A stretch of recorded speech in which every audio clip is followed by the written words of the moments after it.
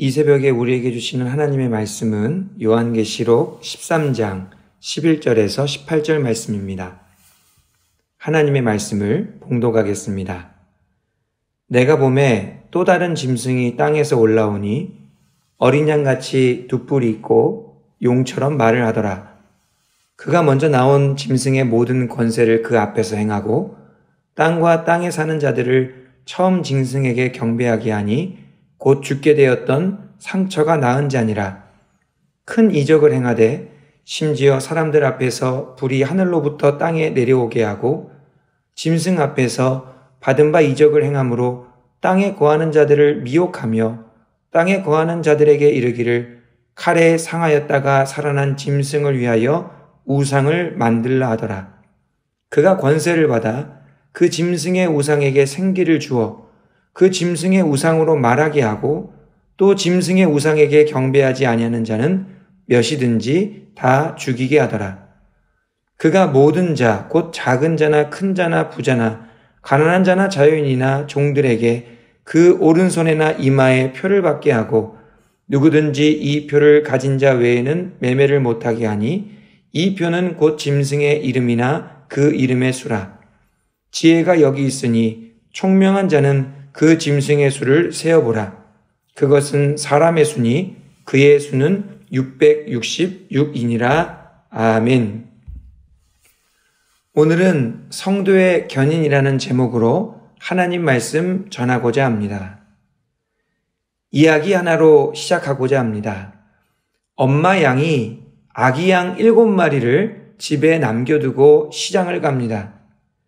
남겨진 아기 양들이 걱정되어 아무에게나 문을 열어주지 말라고 신신당부를 했습니다.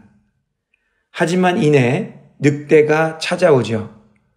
아기 양들이 처음에는 늑대의 음성을 듣고 문을 안 열어주었습니다. 그러자 늑대가 꾀를 내었습니다. 발에 밀가루를 발라서 같은 양인 척 했던 것이지요. 이제 겉으로 보기에는 양처럼 하얗게 된 것입니다. 아기 양들은 의심 없이 문을 열어주게 되었고 결국 늑대에게 다 잡아먹히게 됩니다. 집에 돌아온 엄마 양은 아기 양들을 다 삼키고 낮잠을 자고 있는 늑대를 발견하게 됩니다. 다행히 엄마 양은 늑대의 배를 수술하여 아기 양들을 다 구하게 된다는 내용입니다. 아기 양들이 늑대의 간교한 계략에 속아 하마터면 큰일 날 뻔했던 것이지요.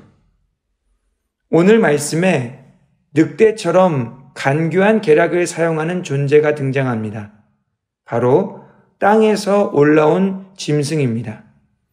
이 짐승은 바다에서 올라온 짐승에게서 권세를 부여받았습니다.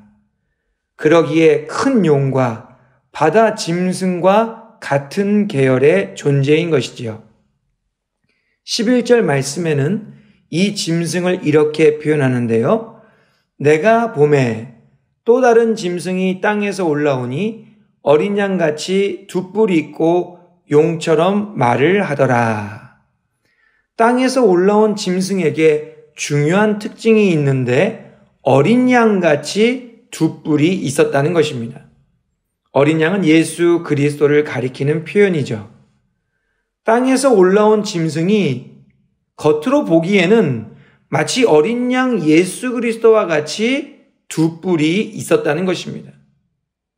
마치 늑대처럼 하얗게 변장을 했다는 것이지요. 그런데 말을 할 때에는 용처럼 말을 했다는 것입니다. 늑대가 어린 양들을 속여 잡아먹으려고 했던 것처럼 땅의 짐승이 성도들을 속여 삼키려 하는 것입니다. 사도 요한은 땅에서 올라온 짐승의 이러한 계략을 드러내고 있는 것입니다. 땅에서 올라온 짐승의 첫 번째 계략은 13절에서 15절 말씀에 나오는데요.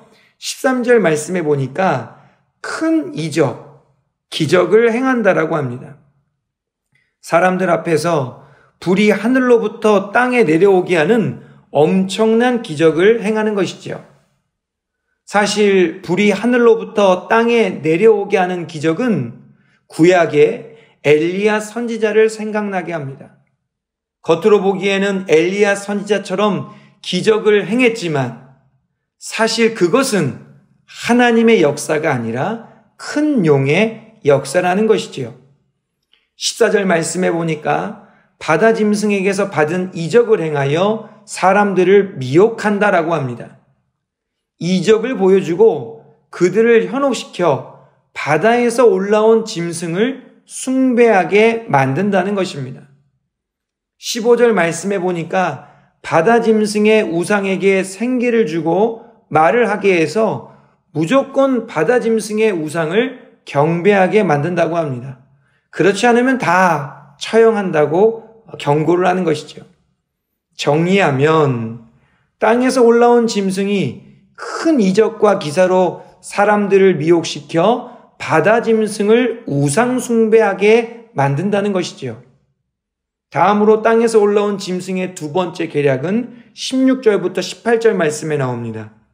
16절 말씀에 보니까 땅의 짐승이 모든 사람에게 짐승의 표를 받게 한다라고 합니다. 여기에서 짐승의 표를 받는다는 것은 짐승에게 속해 있다는 것을 나타내는 것입니다. 마치 주인이 종들의 몸에 표를 새겨서 자기의 소유임을 나타내는 것과 같은 원리인 것이죠. 17절 말씀해 보니까 그 표를 받아야만 먹고 살 수 있다라고 합니다. 그 표를 받지 않으면 일상생활을 할 수 없게 만든다는 것이지요. 18절 말씀해 보면 지혜롭고 총명한 사람은 그 표를 분별해야 한다고 합니다. 받아서는 안 된다는 것이지요. 정리해 보면 땅에서 올라온 짐승이 이번에는 어떤 표식을 통해 사람들을 통제하게 되는데 기본적인 생활마저도 통제하여서 어떻게든 짐승의 소유로 만들려고 한다는 것입니다. 땅에서 올라온 이 짐승의 이야기를 통해 사도 요한이 알려주려고 하는 것이 무엇입니까? 그것은 성도에게 가해지는 유혹과 핍박이 극심하다는 거예요. 성도들이 말세에 이 짐승의 계략 때문에 자칫 잘못하면 우상숭배에 빠지고 하나님을 잘 믿기 위해서는 일상생활에 모진 핍박도 가해질 것이라고 말씀하는 것입니다. 큰 용이라 불리는 사탄 마귀와 바다에서 올라온 짐승, 땅에서 올라온 짐승 때문에 말세에는 참되게 신앙생활하는 것이 정말 어렵고 힘들다는 것을 사도 요한이 분명하게 말씀하고 있는 것이죠. 그렇다면 하나님의 백성들, 하나님의 자녀들, 하나님의 성도들은 어떻게 해야 하는 것입니까? 어떻게든 이러한 유혹과 핍박을 참고 견뎌내야 하는 것이죠. 무슨 일이 있어서 우상숭배에 빠지지 않도록 최선을 다해 이겨내야 하는 것입니다. 성도들의 인내와 믿음이 바로 여기에 있다는 것이지요. 기독교 교리 중에 성도의 견인이라는 교리가 있습니다. 무슨 뜻이냐면 참 성도는 환난과 핍박 중에도 반드시 신앙을 지킨다는 거예요. 성도의 견인이라는 표현에서 이 견인이라는 뜻이 견디고 인내한다는 뜻인 것입니다. 가짜 성도는 환난과 핍박이 다가오면 믿음을 버립니다. 내가 굳이 이렇게까지 하면서 믿지는 않겠다는 것이지요. 쉽고 편하고 안전한 길을 선택하는 것입니다. 그러나 진짜 성도는 그렇지 않다는 거예요. 진짜 성도는 어렵고 힘들어도 끝까지 하나님을 선택하는 것입니다. 아무리 큰 희생과 대가를 치른다 하더라도 끝까지 하나님을 믿는다는 것이죠. 성도의 견인이라는 교리는 바로 그러한 뜻입니다. 그렇다면 참된 성도는 어떻게 끝까지 하나님을 선택하고 믿음의 길을 걸어갈 수 있는 것일까요? 참된 성도는 가짜 성도와 무엇이 다르기에 환난과 핍박 중에도 신앙을 지킬 수 있는 것일까요? 그것은 바로 하나님께서 도와주시기 때문입니다. 하나님께서는 참된 성도를, 참된 자녀를, 참된 백성을 환난과 핍박 중에 내버려 두지 않으십니다.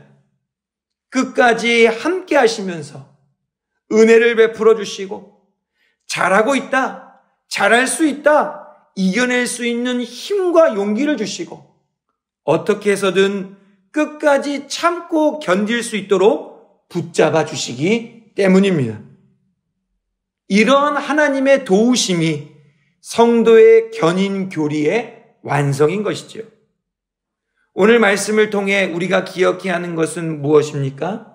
큰 용과 바다 짐승과 땅 짐승의 유혹과 핍박이 정말 무섭고 두렵다는 것도 기억해야 하지만 우리가 그보다 더 기억하고 마음에 새겨야 하는 것은 하나님께서 반드시 도와주신다는 것입니다. 하나님께서는 하나님의 성도가 환난과 핍박 중에서도 끝까지 신앙을 지킬 수 있도록 반드시 인도해 주시고 보호해 주신다는 것이죠.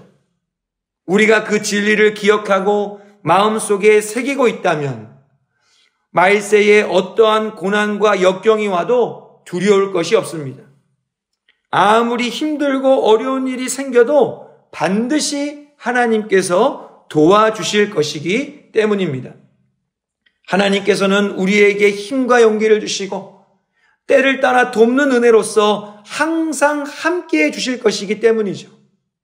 어떠한 상황과 형편에서도 우리에게 사랑한다고 말씀해 주시면서 우리가 쓰러지지 않도록 붙잡아 주실 것이기 때문입니다. 힘들고 어려운 시간을 보내고 계십니까? 아니면 예상하지 못했던 일들 때문에 낙심하고 속상해하고 계십니까? 우리 하나님을 믿으시기를 바랍니다. 하나님을 온전히 의지할 때에 반드시 하나님의 도우심의 역사가 나타날 줄 믿습니다. 성도의 인내와 믿음으로 항상 승리하시는 저와 여러분들이 되기를 간절히 바랍니다. 기도하겠습니다. 은혜로우신 하나님 아버지 감사를 드립니다. 말씀을 통해 말세에 일어나게 될 일들을 깨닫게 하시고 오직 하나님만을 믿고 의지하도록 결단하게 하시니 감사드립니다.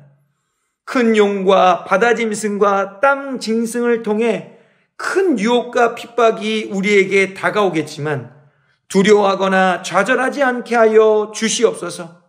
말세에 참된 믿음을 찾아보기가 어렵고 수많은 사람들이 멸망길로 나아간다 하더라도 우리는 오직 하나님만을 의지함으로 끝까지 잘 견디고 인내하게 하여 주시옵소서. 그리하여 선한 목자 되시는 하나님과 인도하심과 보호하심 속에 우리의 가정과 우리의 교회를 지켜나가며 든든히 세워가게 하여 주시옵소서. 예수님의 이름으로 기도하옵나이다. 아멘.